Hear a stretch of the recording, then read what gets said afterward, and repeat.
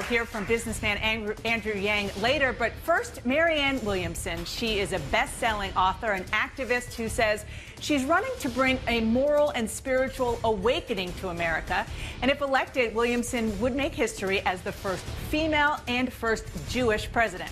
In our audience tonight are Democrats and independents who say they plan to participate in the Democratic primaries and caucuses. Please welcome Marianne Williamson.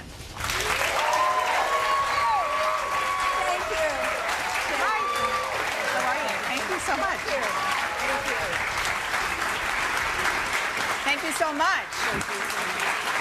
So before we get started with audience questions, and we have a lot of them tonight, people from all over the world have read your books looking for guidance. So what is the best advice and guidance that you have gotten as you've begun this journey and this candidacy for president? Well, the best advice I've gotten about this journey is to make it an extension of the journey I've been on for the last 35 years. I've worked up close and personal with people, trying to navigate their trauma and turn it into transformation. And a lot of that trauma has been the consequence of damage done by an irresponsible political establishment. So that has given me a lot of passionate beliefs about that damage and what needs to be done. And people have told me, stay with that. Make it clear that what you would do for a nation is exactly what you do for individuals. Okay, well, let's get right to the audience. Our first question comes from Olivia Munjenga. She is a law student at Howard University, clerking for the Public Defender's Office here in Washington, and a supporter of Bernie Sanders. Olivia. While your call to heal America is touching, what is the political knowledge that you bring to the scene? What experience do you have that makes you fit to lead this great nation? Thank you. You know, the Latin root of the word politeia doesn't mean of the government. It means of the people. And I think our political establishment has gotten too far away from the people. We have a political establishment that doesn't get to the heart of the matter, doesn't speak to what's really wrong. Politicians don't really get down and talk about what's really wrong, even though they know it. And because they don't talk about what's really wrong, they don't get to what could really be made right within us. So in a way, for me, I challenge the idea that people whose careers have been entrenched in the same limitations that are endemic to the system that got us into this ditch are the only people we should possibly consider qualified to take us out of the ditch. I challenge that, and that's why I'm running. A follow-up to that, you have said, and we know that you have a career inspiring action inside people. And you've said that that gives you a unique qualification or set of qualifications for the presidency. But as you well know, being president is more than inspiring people. So running a government, that particular qualification, why do you think you have that? You know, Dana, as you well know, what has happened in this country didn't come out of nowhere, and we have a crisis in our democracy.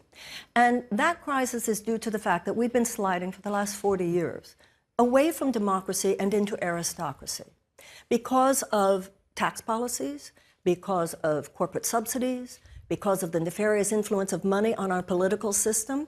We have gone from a system where we prize, as we should in an economic as well as political democracy, equal opportunity for everyone, to a situation where a small group of people, this is what we repudiated in 1776. You don't have to be a politician to get this, and sometimes I think everybody else gets it more than the politicians do. We repudiated an aristocracy in 1776. We repudiated a situation in which only a small group of people are entitled to the major resources of a country. We repudiated the idea of a government advocating for a small group of people as opposed to everyone else, and we need to repudiate it again. I'm running because the politicians aren't doing it. My qualification, if anything, is that I'll name what everybody knows, and apparently they won't name. Okay, let's get back to the audience. Bring in Brian Chamowitz. Brian's a property manager and yoga teacher here in Washington, and Brian was moved by the spiritual text, A Course in Miracles, just like you were. Brian. Hi, Marianne. Like you, A Course in Miracles is my primary guiding spiritual text, and I too recognize love as the most important aspect of life. Knowing that geopolitical threats are real, however, how can you assure Americans that you will be ready to act decisively to deter our enemies if and when it is necessary? Anybody who takes the oath of the presidency, part of that oath is to protect the people of the United States of America, as well as the U.S. Constitution. And I would certainly do that. But this is the issue. One of the reasons there are so many threats is because there has not been enough love. We should see large groups of desperate people as a national security risk. There are 4 factors which we know cause an increase in peace and a decrease in violence. Expanding economic opportunities for women, expanding educational opportunities for children, decreasing violence against women, and addressing and ameliorating unnecessary human suffering wherever possible. If the United States spent more of our resources waging peace in those ways, and those things that I just said are an extension of love, then these desperate people wouldn't become what in too many cases they have become, and that is vulnerable to ideological capture by genuinely psychotic forces. So then we end up having to fight wars that perhaps might not have even occurred had we been more proactive in creating the kinds of situations with our foreign policy over the last few decades that create less toxic conditions that make these psychotic forces so able they're like opportunistic infections. You have said that you want to create a Department of Peace Building, which you say would champion peace through mediation and diplomacy. How would that differ from the State Department? Well, the State Department works with international issues, and I do believe that we need a far more robust relationship between the State Department and the Defense Department. I have great respect for the U.S. military. We all should and must. My father fought in World War II. And as I said, you know, you're the president, you're the commander-in-chief, but I see the military like a surgeon. If you're going to have surgery, you want to have the best surgeon, and I don't think anyone would doubt that in America has to have the best possible military. But at the same time, as you avoid surgery if at all possible. Even Donald Rumsfeld, who was the Secretary of Defense for George Bush, said we also have to wage peace. General Mattis, before he left the Department of Defense, said, if you're not going to fully fund the State Department, I'm going to have to buy more ammunition. I want a far more robust relationship between the State Department and the Defense, and I also want the moral leadership of our State Department back. When you're willing to, for the sake of a $100 billion arms sale to Saudi Arabia, go along with support for a genocidal war that we know has starved tens of thousands of Yemenis, including all those children whose pictures are all over the internet. When Mike Pompeo says, well, sometimes you can have strategic partnerships with people who do not share your values, no, you can't, Dana. It means you have sacrificed your values. So I want the moral principles, the moral core of American foreign policy back. People all over this world used to see the United States as a moral leader. I don't think they ever thought we had it perfect, but that we always tried, and they don't see that anymore. So I want robust peace waging and peace creation on the part of the State Department. I want the moral principles that should be central to American foreign policy back, and then a U.S. Department of Peace Creation has to do with domestic issues. We have millions of American children living in chronic trauma. We have the most violent streets. We have domestic war zones in this country. We need wraparound services, anti-trauma, restorative justice, conflict resolution, domestic. We want to get to, we have questions about the domestic situation in this country and in the past. I want to bring in Ogu Arizu, who is a law student at Howard University and a supporter of Andrew Yang. Hello, my name is Prince Ogo Arizu, and my question for you tonight is, one of your signature campaign promises is reparations for Africans and African Americans. So in order to implement this plan, we would have to reallocate that money from somewhere else. So where do you think we can allocate this money from? Well, first of all, you know, it's not a zero-sum game. So, you know, when people want to do things like tax cuts for the very, very wealthiest, or invasions, invasions of countries that didn't even do anything to us, nobody asks where they're going to reallocate the money from. The issue of reparations is an issue that speaks to what I was saying before. We need to get real in this country. We need to talk about what's really going on in this country. I don't believe that the average American is a racist. I actually don't. But I do believe that the average American is vastly undereducated about the history of race in the United States. And at the end of the Civil War, there were 4 to 5 million slaves in the United States, and General Tecumseh Sherman promised at that time 40 acres and a mule for every former slave family. That money, well, most of the time that acreage was not given. Even when it was given, most of the time it was taken away. The economic gap, and remember that 2.5 centuries of slavery was followed by 100 years of what today we would call domestic terrorism. You know, what do you call lynchings if not domestic terrorism? What do you call Ku Klux Klan if not domestic terrorism? Full-on institutionalized white supremacy and segregation. Even though we answered that with the Civil Rights Act that dismantled segregation, the Voting Rights Act that gave equal rights of voting to black people, even that we've started chipping away at since 2013. We have mass incarceration. We have racial disparity in sentencing. This is not a debt we can afford to delay any longer. The economic restitution for 2.5 centuries of slavery, followed by 100 years of domestic terrorism. Germany has paid $89 billion to Jewish organizations since World War II.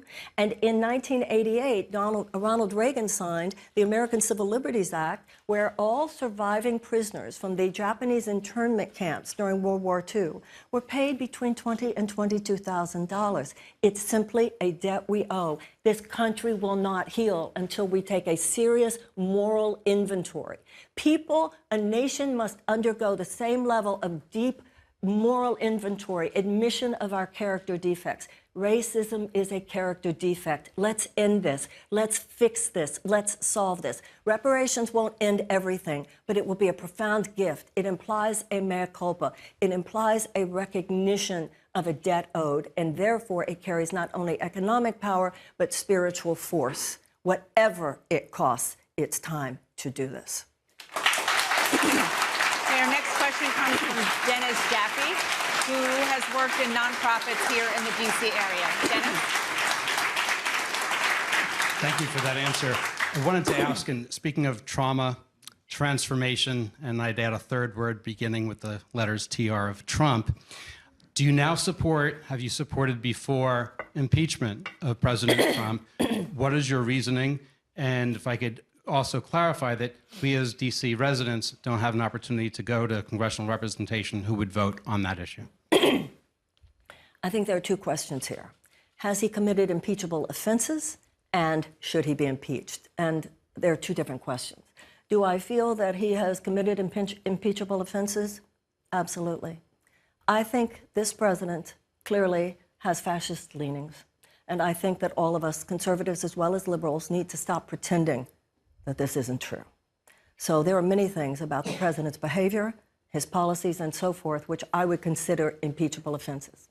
But that's a very different question than whether or not he should be impeached, given the fact that as long as the Republicans, which they are and will be for the next 2 years, are in charge of the Senate, they wouldn't remove him anyway. So I leave that to Nancy Pelosi. I think she's got it together on this issue, and I'm sure she understands the quandary very, very well. In terms of D.C., of course you should have representation. I think when the founders said that D.C. should not have representation, they simply did not foresee a time when the kind of population in D.C. would exist as it does now. Absolutely, D.C. should have representation. We have a whole lot more coming. We have to take a quick break. We'll be back with CNN's Democratic Presidential Town Hall with Marianne Williamson, but after a quick break. Stay with us.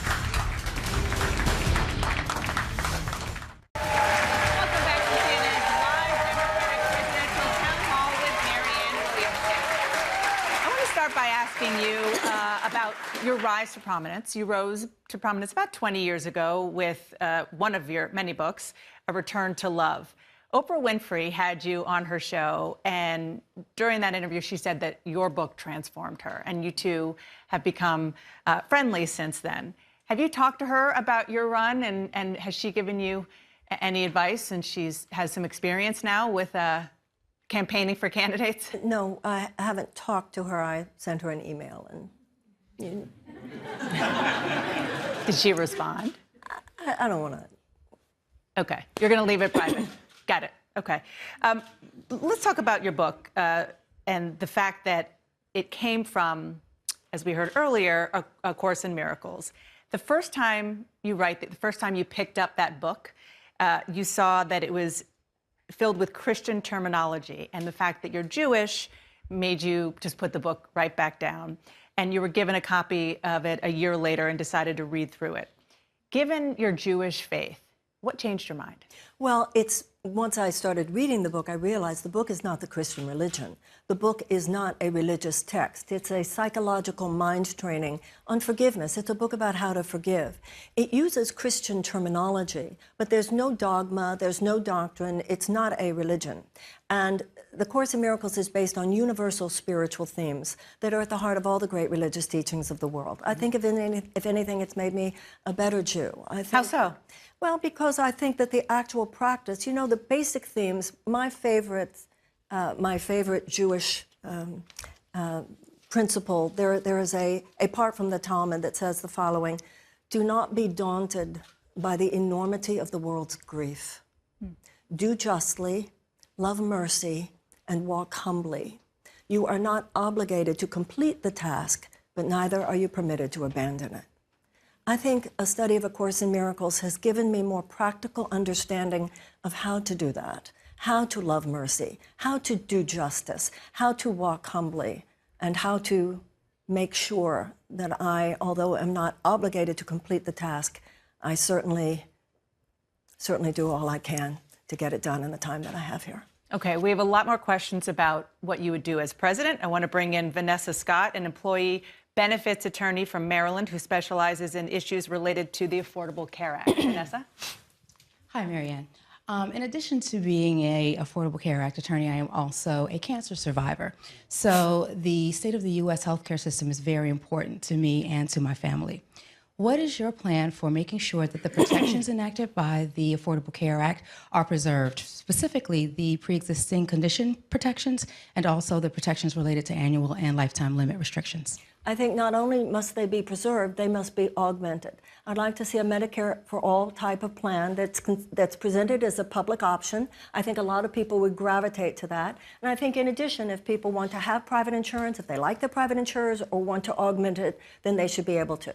To me, the issue is not just the technicality. The issue is not just how are we going to do that. The issue is why are we going to do that. The reason we're going to do that is because you are a citizen of the United States. You should not have to worry about any of this in the richest country in the world. No citizen in the richest country of the world should have to be worrying about this. And by the way, the stress that so many people feel based on what will I do if I get sick? What will I do if one of my children gets sick? The fact that 40% of all Americans are struggling on a daily basis to make those basic costs of health care and rent and transportation and food causes sickness. That's part of the stress, the economic stress, and the fact we don't have health care, and the fact we don't know how we're going to pay our college loans, and we don't know how we're going to pay our kids go to college, is part of the unhealthy aspect. So what we do with health care in the United States is that once people are already sick, we're talking about how to provide health care.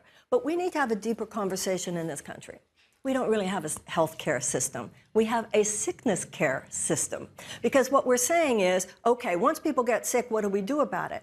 When I'm president, we're going to be talking about how to create greater health from the beginning. And that's going to save a lot of money, by the way. There is so much about our diet, so much about our lifestyle, and so much about the economic stress that actually causes these very conditions that produce illness. That's why if we're really going to talk about health in America, we have to talk about our chemical policies. We have to talk about the foods, the toxins, the carcinogens in our food. We have to talk about our environmental policies. So we need to go a lot deeper. The old politics talks about how we're going to take care of you if you get sick. The new politics and what you're going to have if I'm president, we're going to talk about how you might live well.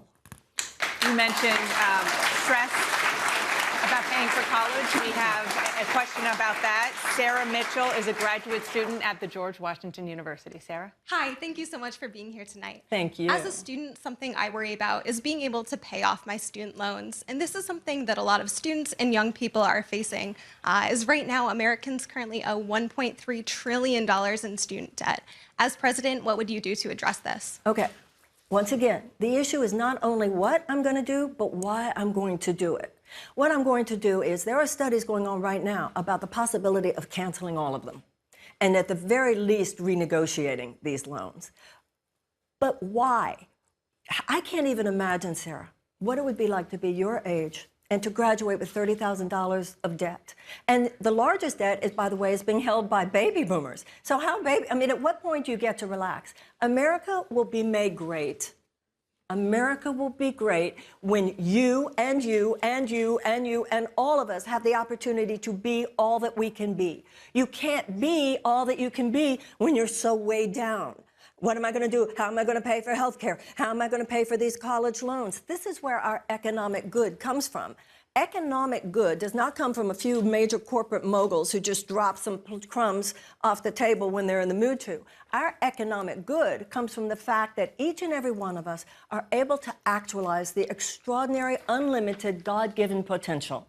Every single American has so many, the dreams. We need to actualize our dreams. We need to unleash the spirit of the American people. That's why I want to take these college loan debts away. It's why I want health care. So let me drill down on the practicality of that. Okay, let's do it. Because as we just heard, 1.3, other estimates, $1.5 trillion in student loan debt.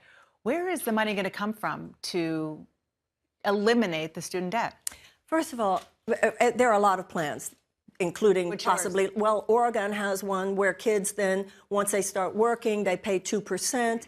But even that, the issue is we are the richest country in the world, and every dollar that we put into education is a dollar that is put into our economy. Every dollar that somebody doesn't have to pay on their student loan is a dollar that, number one, they're putting into their own self-actualization, they're putting into their own expenditures, therefore it's a consumer base, therefore it's a tax base. This whole zero-sum conversation is just propaganda that was created by people who basically wanted to keep all the money to themselves. This is crazy.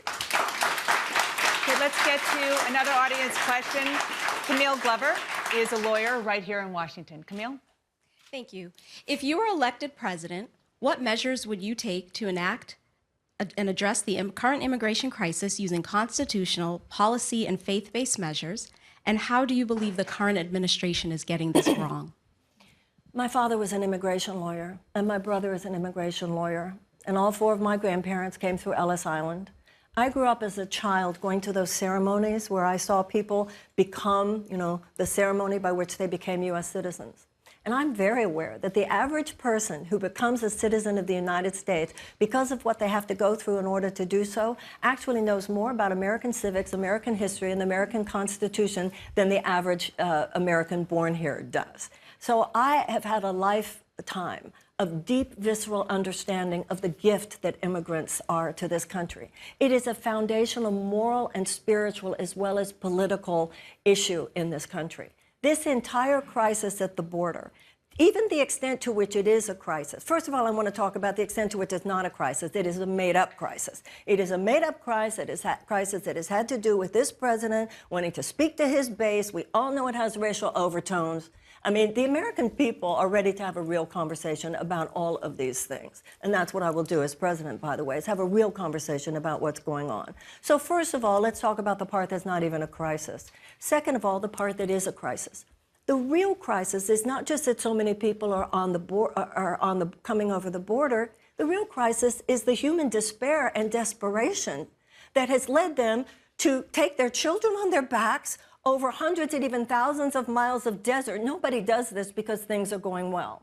And one of the things I think we as Americans need to look deeply at is American foreign policy in Latin America over the last few decades, and how, if not directly, at least indirectly, we have contributed to situations where in our own hemisphere there was this level of despair, because too often in our foreign policies, just like in our domestic, our government has done more to be supporting short-term profits for major corporate interests than people. One quick follow-up on the notion of not just immigration, but borders. Yes. You wrote in 2017 that God didn't draw a line between France and Spain or the U.S. and Mexico. Natural boundaries are man-made and not God-created. Right. What did you mean by that? Well, my father used to show us when we were kids. He would make us look at the atlas, and he would show us the atlas. You know, when you see an atlas that doesn't have nations on it, you just see the geography, and he would point out that we're all one humanity. If I'm president of the United States, the world will know that America's greatest ally is humanity itself.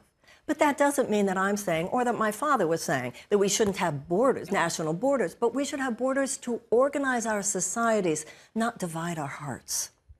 Thank you so much. We have to take a quick break. We'll be right back with more from CNN's Democratic Presidential Town Hall with Marianne Williamson. Don't go anywhere.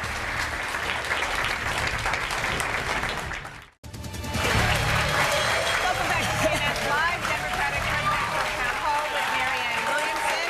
And we want to get straight to the audience.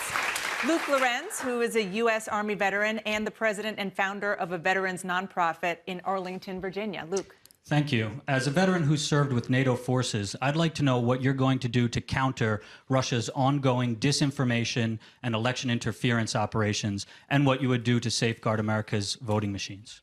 Well, one of the things that I would do, contrary to the way this president behaves, is I would actually listen to the U.S. intelligence agencies. And the U.S. intelligence agencies have an uncommon uniformity on this issue. They're very clear that there has been Russian interference. That's the first thing. I will join with them in making it clear to the American people. I will not use the bully pulpit to obfuscate, but I would make it clear to the American people, number one, that I agree with our intelligence agencies that this is happening, and number two, that we're on it. I would listen to the recommendations of those intelligence agencies, and also have a very serious come-to-truth meeting with everyone from Mark Zuckerberg to everybody else concerned with the U.S. technology companies such as Facebook. I want to hear their ideas. I want to hear the ideas of the various experts who actually set up those systems, et cetera. And in terms of the voting machines, we must have paper ballots. We absolutely must have paper ballots. But in addition to this, I want to say something. No matter who's messing with the United States, and no matter what form they're messing with the United States, there's only one thing that none of those forces will be able to counter, and that is an uprising of passion and consciousness on the part of the American people. We must vote. Too much of what has happened. Let's get to the next question. Laura Kofsky is... next question is from Laura Kofsky, who works in communications for a nonprofit here in Washington and is a member of the Arlington Young Democrats in Virginia. Laura. Thank you. So my question is, where do you stand on Israel and Palestine, and how much will your stance be driving your foreign policy goals? How much will my stance on Israel and Palestine be driving my foreign policy goals? Yes. I believe that the United States must have an absolute, simultaneous, and equal support of the legitimate security concerns of Israel and the human rights and dignities and economic opportunities of the Palestinian people. It has been a long time since the United States could actually be considered by either side as an honest broker. With me as president, they will know that they have in the United States a president who listens deeply and is totally hears. The leaders of the Palestinian Authority will know that I listen very deeply, I hear you very deeply, and nothing you say is going to sway me from my commitment to the legitimate security of Israel. And Israeli leaders similarly will know I hear you, I understand, but nothing you say is going to sway me from my commitment to the human rights and the dignity of the Palestinian people. It's been a while since we've had a president. It's been since Jimmy Carter that we've had a U.S. president to say flat out, those settlements are illegal. In me, you would have a president who says those settlements are illegal. So you said that you would be an honest broker. Yes, absolutely. Well, do you want me to say the rest of that? Please, go ahead. I would rescind the president's affirmation of sovereignty of Israel over the Golan Heights. I understand the occupation, but that occupation should be only until there is a stable stable government in Syria with whom one can negotiate. And we must be very clear. The fact that you are occupying a territory does not give you the right to annex it. So those kinds of signals that Israel is getting from Donald Trump, that you can do that, and if you even go in that direction, it's okay with me. As you mentioned, I'm a Jew, Dana, and my love for Israel is second only to my love for the United States. I have a deep visceral desire. The alliance of the United States with Israel is extremely important. It should be extremely important to all of us. But as I said before, if I'm president of the United States, the world will know our greatest ally is humanity itself. The real healing of that situation in Israel and Palestine will actually not be on a mortal level alone. It will not be on the level of the Green Line. It will not be just on the level of the military. The people that I have met who are so inspiring, Israelis and Palestinians, are doing the peace work of the heart. Because two people with conflicting historical narratives are going to have to share the same piece of land. And you know what? I want to tell you something, ladies and gentlemen. The fact that I've had a 35-year doing counseling with couples is something I bring to this table. There was an election just last week in Israel. Prime Minister Benjamin Netanyahu won, and you said that you were, quote, very disappointed that he won a fifth term. So as president, how would you work with him, especially considering how important Israel is, as you just mentioned, as a U.S. ally? Well, Israel, Netanyahu, listen, these people, Obama made it very clear with Netanyahu that he did not agree with everything that Netanyahu was doing. And Netanyahu will understand that when I am president, there are certain policies that he promotes that I, as president of the United States, do not agree with. You work with somebody, we work with nations all the time that we may or may not agree with at any particular point. Okay, let's get back to the audience. Frank Schwing, he is a government scientist from right here in Washington. Frank? Thank you. Climate change is perhaps the greatest threat faced by our environment, but also our economy, security, and society.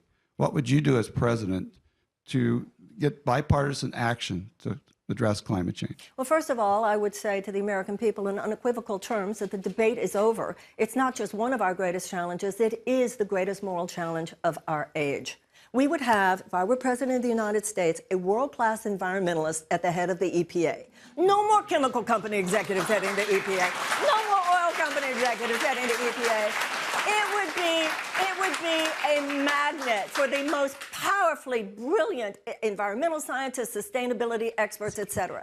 The people at the EPA would know that the President of the United States has your back. The full force of the executive branch of the U.S. government would be put at your back. I know we have 12 years. And I would say to the American people, the debate is over. I would say to the American people, as I'm saying to you now, you know all those forces like the fossil fuel companies that have spent all those billions of dollars obstructing climate change, the adequate response to climate change? They were wrong before, and they're wrong now. And hopefully what I can help provide is a consensus among the American people that we need to be on this now. We need to sequester this carbon. We need carbon sequestration. We need the reforestation. We need to deal with the animal factory farming. We need to develop sustainable energy systems. We need new modes of electric transportation, et cetera.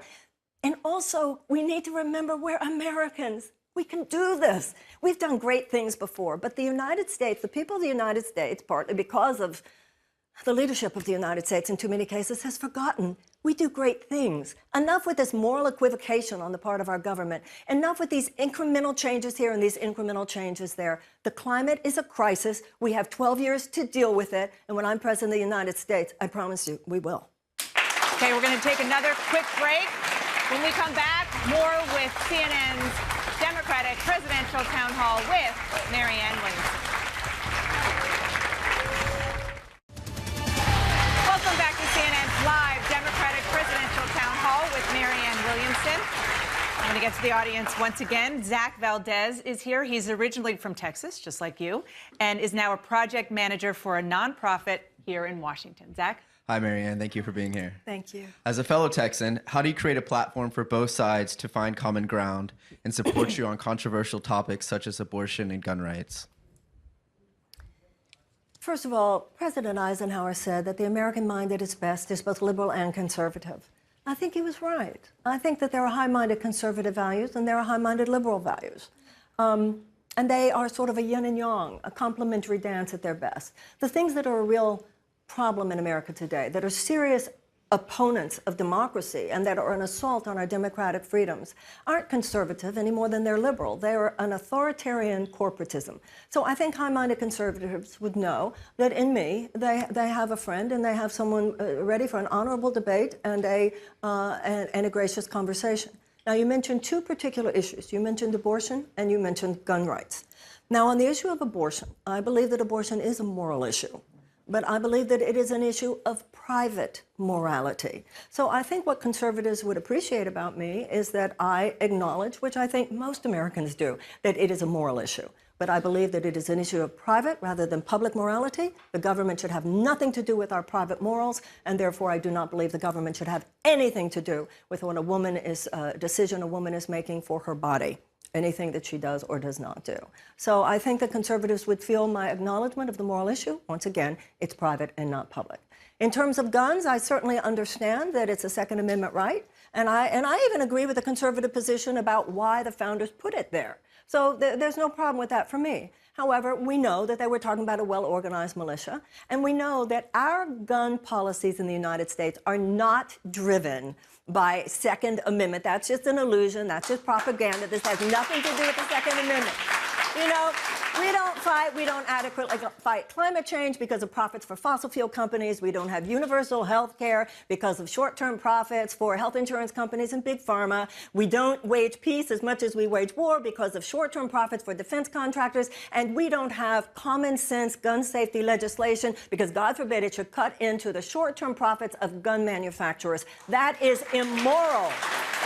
That is obscene. And this is an example of how the new aristocracy works. It overrides the will of the American people.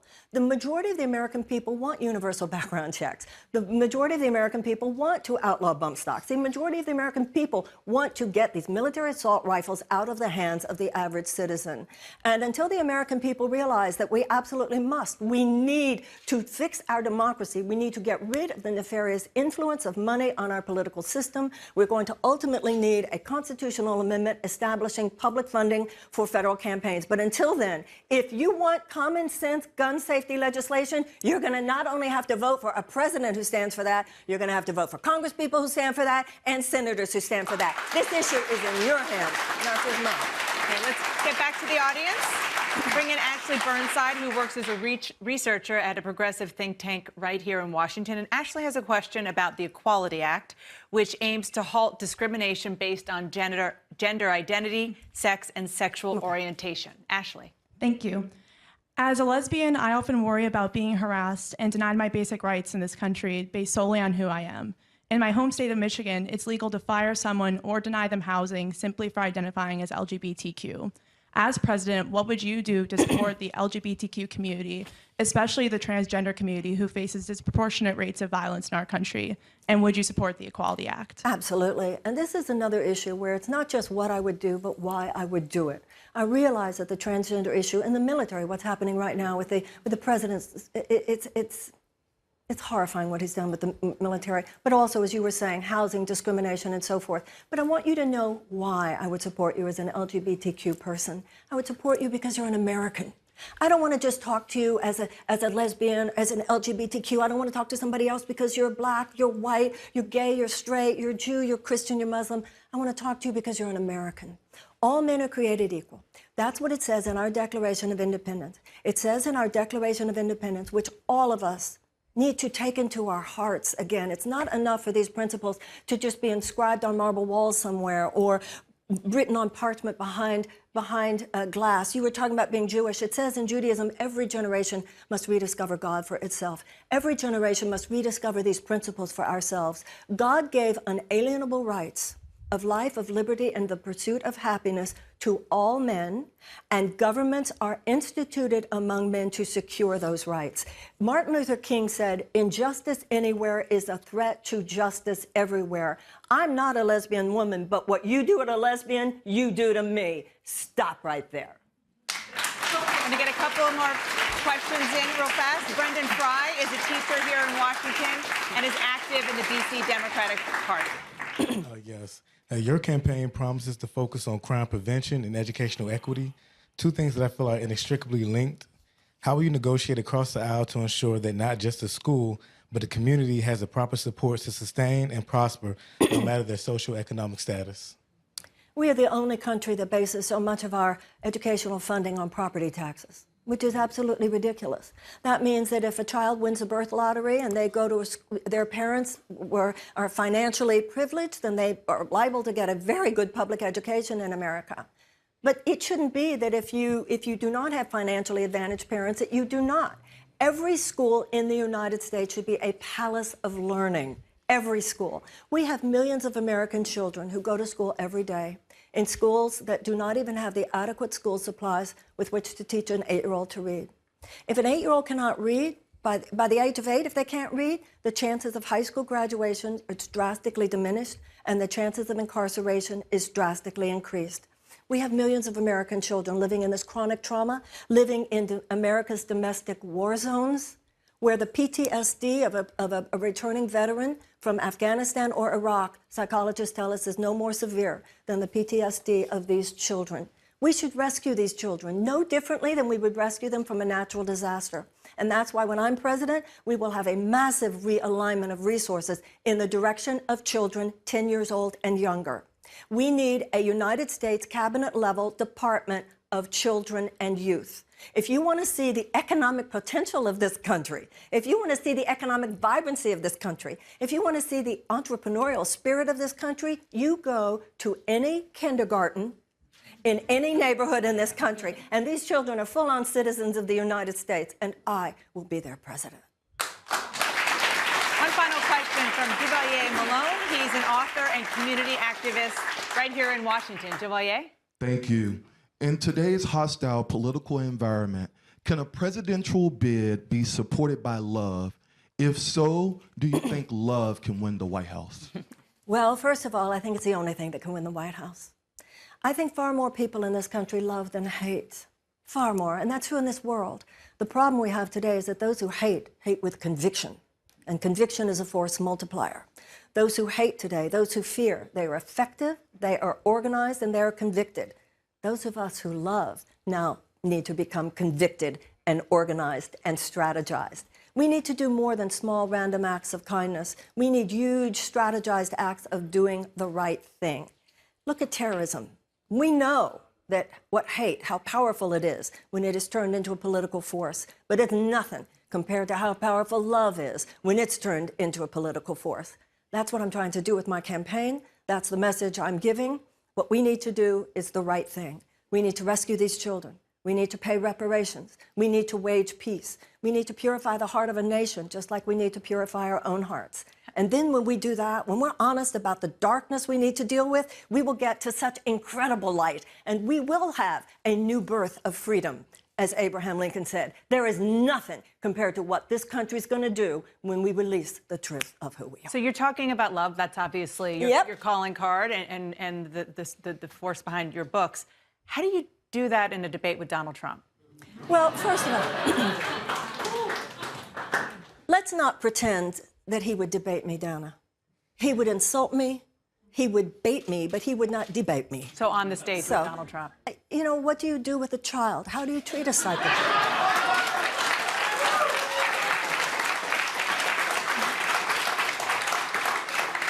I would not go in expecting a reasonable conversation. I would be open to a reasonable conversation. I would not go in expecting one.